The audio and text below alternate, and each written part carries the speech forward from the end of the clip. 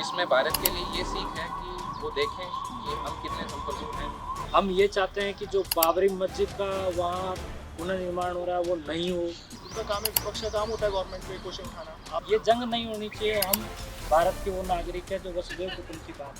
क्योंकि I believe India के relations सभी कंट्रीज से काफ़ी अच्छे हैं। पहली महिला है लेकिन महिलाओं को बहुत कम सपोर्ट कर रही है वो। देखो पाकिस्तान को वो शुरू से मोहरा बनाता है, जब से वो भारत के खिलाफ मोहरा बनाता तो इंडिया की पॉलिसी मुझे लगता है अभी काफ़ी बैलेंस्ड है। डेली मैं सिलेंडर का सुबह शाम रोटी खाइए, मैंने मुझे ऐसा कुछ भी नहीं लगा है। मेरे पर्सनली घर में सिलेंडर की मुझे नहीं लगता कि कोई कमी हुई है। तो ये राजनीतिकरण ही है। और ऑब्वियसली बात है कि सरकार ऐसी आनी चाहिए जो हर तरीके से सक्षम हो।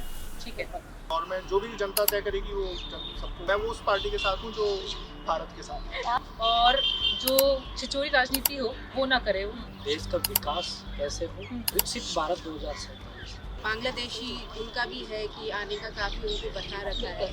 और पब्लिक है ना, उसको चेंजेस लाने की ज़रूरत है। कहीं ना कहीं डेमोक्रेसी में वहाँ दिखनी चाहिए। नमस्कार, मैं शर्मा न्यूज़ 21 में आप सभी का स्वागत करती हूँ। और जिस तरीके की आपको पता है कि मैं हमेशा एक चाय की चर्चा का शो लेकर आती हूँ और उसमें हर एक मुद्दा लेकर आती हूँ।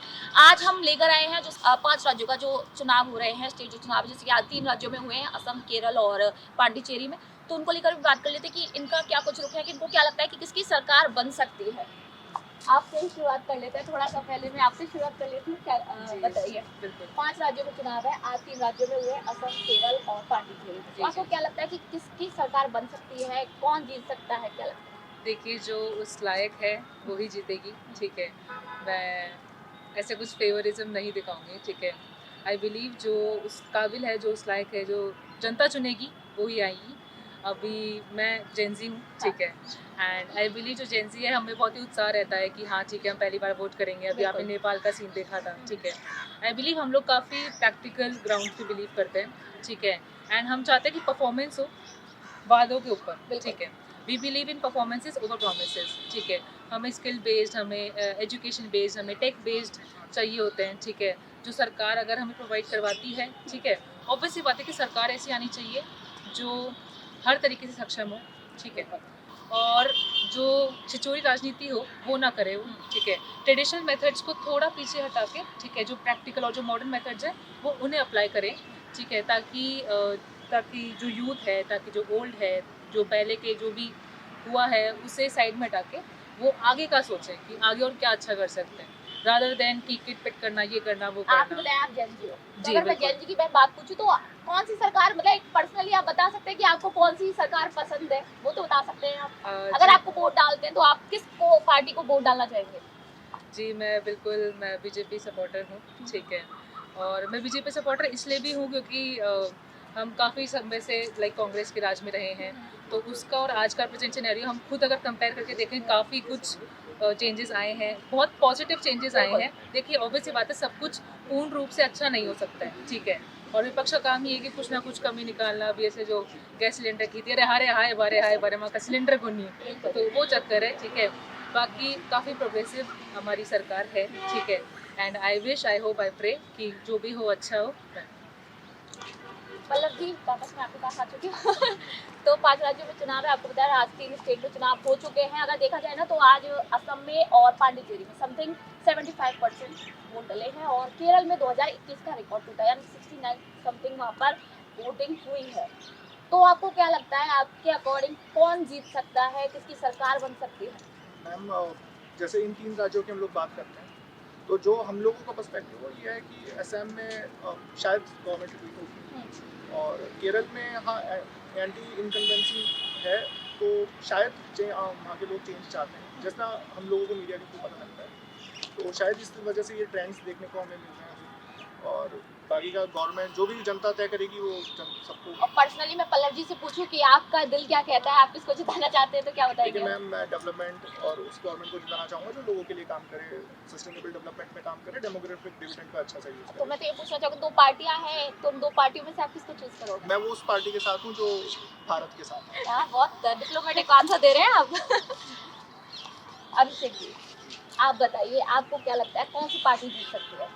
देखो, मेरा हिसाब से पार्टी वो जीतनी चाहिए जो देश के बारे में सोचे, देश का विकास कैसे हो, देश के जो युवा हैं वो कैसे आगे बढ़े, विकसित भारत 2047। उसमें भारत टॉप 3 इकोनॉमी में आए, वो पार्टी जीतनी चाहिए। अब रही बात 5 स्टेटों में इलेक्शन हो रहा है, तो देखिए हम चाहते हैं कि मुर्शिदाबाद की घटना दोबारा ना दोहराई जाए। हम ये चाहते हैं कि जो बाबरी मस्जिद का वहाँ पुनर्निर्माण हो रहा है वो नहीं हो। ऐसे जो देश को तोड़ने का काम जो बांग्लादेश में हुआ है, केरल में हुआ है, वो नहीं होना चाहिए। ऐसी सरकार वहाँ बने। और जो युवाओं का, मैं मुख्य तौर पर युवाओं की बात करूँगा, क्योंकि मैं उस एज में हूँ कि जहाँ युवा, भारत की आबादी का 60% 65% युवा है, और युवाओं की सरकार बनाने में मुख्य भूमिका होती है। तो मैं चाहूँगा कि वही सरकार बने जो युवाओं की बात करे, युवाओं को आगे बढ़े। बिल्कुल। मैं आपसे पूछूंगी मैं पूछना चाहूंगी पश्चिम बंगाल के लेकर, क्योंकि बहुत ज़्यादा अभी 5 राज्यों में, लेकिन जो सबसे ज़्यादा हाइप है वो है पश्चिम बंगाल को लेकर के, कि सबकी नज़रें उसी पे है कि आखिर उधर सरकार कौन बनाएगा। तो आप पर्सनली किसको वोट करना चाहेंगे अगर आपको मौका मिलता है, अगर आपको लगता है कि ये सरकार जीतनी ही चाहिए? देखिए, सरकार मुझे लगता है जो अभी पश्चिम बंगाल की हालत है, जो क्राइम रेट्स है वहाँ पे, लॉ एंड ऑर्डर की सिचुएशन है, तो उसको देखते हुए मुझे लगता है कि सरकार वही आनी चाहिए जो वहाँ के डेवलपमेंट के लिए काम कर सके। कोई एक जाति विशेष या एक रिलीजन विशेष को सपोर्ट ना करते हुए सबके जो भी वहाँ पे लोग रहते हैं, और एक वहाँ पे जो बांग्लादेशी उनका भी है कि आने का काफ़ी उनको बता रखा है, घुसपैठियों का भी बहुत बड़ा इशू है। तो उसके बारे में भी मतलब जो लॉ एंड ऑर्डर की सिचुएशन है, जो सरकार वहाँ पे संभाल सके, उसका डेवलपमेंट कर सके। वेस्ट बंगाल एक टाइम में अगर हम देखें प्री फ्रीडम एरा में सबसे डेवलप वहाँ के सबसे पढ़े लिखे लोग बंगाली उसको बोलते हैं कि बहुत, लेकिन अब जो वहाँ की हालत है तो आप देख सकते हो कि एंटी इनकम्बेंसी है वहाँ पे। 15 साल से ममता जी की सरकार है वहाँ पे। तो अब अगर चेंज चाहते हैं वहाँ पे तो मेरे को लगता है कि चेंज लाना चाहिए लोगों को वोट करके वहाँ पे। तो अभी जो कांटे की टक्कर वो बीजेपी दोनों में, तो अगर क्योंकि ज़्यादातर देखा जा रहा है तो इस बार ये अफवाह ही कह सकते हैं या फिर आप हाइप कह सकते हैं कि लोग चाहते हैं कि बीजेपी वहाँ पे आए, तो आपको लगता है कि बीजेपी आए? क्योंकि 59,000 वोट वहाँ पर कटे हैं, तो आप समझिए कि एक संख्या में इतने भारी भरकम वोट कटने के बाद टीएमसी के पास क्या कुछ रह गया होगा? तो किस तरीके की कहीं ना कहीं वो बौखलाई हुई हुई है, बहुत ज़्यादा बौखलाई हुई है जिस तरीके से बयान आ रहे हैं, जो हम देखते हैं जल्दी हम मतलब सोशल मीडिया से हमारी इन्फॉर्मेशन आती है, तो जिस टाइप की न्यूज़ आ रही है या रील्स आ रही है या एक्चुअल में लोग वीडियोस पोस्ट कर रहे हैं, उसके हिसाब से तो टीएमसी बहुत बौखलाई हुई है। बहुत इंसिडेंसेस हो रहे हैं जहाँ लोगों को बोला जा रहा है कि आप इस पार्टी को वोट करें, उस पार्टी को वोट नहीं करें। तो मुझे लगता है कि इस बार टक्कर एकदम कांटे की होने वाली है, और टीएमसी को थोड़ा सावधान रहना चाहिए क्योंकि बीजेपी मुझे लगता है जिस हिसाब से वहाँ पे जो सीआरपीएफ की सेना तैनात की गई है, कितने 200 ट्रक का है, तो काफ़ी मेरे को लगता है लॉ एंड ऑर्डर की सिचुएशन वहाँ पे सुधरेगी इस बार और लोग वोट कर पाएंगे। जो उनका इशू ये था कि हम वोट ही नहीं कर पा रहे, लोग हमको रोक देते हैं, तो अब की बार वोट पड़ेंगे, अच्छे से पड़ेंगे, और टीएमसी थोड़ा सा सावधान रहें, ये राजस्थान की जनता आपको बोल रही है।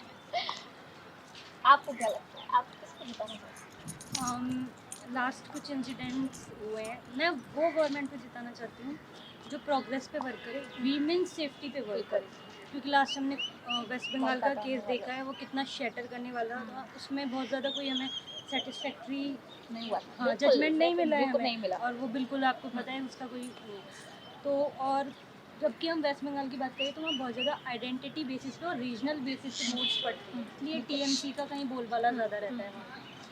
तो अब मुझे लगता है कि जो पब्लिक है ना उसको चेंजेस लाने की ज़रूरत है, कहीं ना कहीं डेमोक्रेसी में वहाँ दिखनी चाहिए। चेंजेस बिल्कुल 3 साल अगर देखे जाए कि अगर इस बार अगर वोट पड़ता है ममता बनर्जी को, तो वो पहली महिला होंगी जो मुख्यमंत्री बनेंगे एक साथ 3 साल अगर बोल दें तो रिपीटेशन में मुख्यमंत्री बनने वाली पहली महिला हो जाएगी। पहली महिला है, लेकिन महिलाओं को बहुत कम सपोर्ट कर रही हैं वो, उनके बयान देखिए आप कैसे बयान है।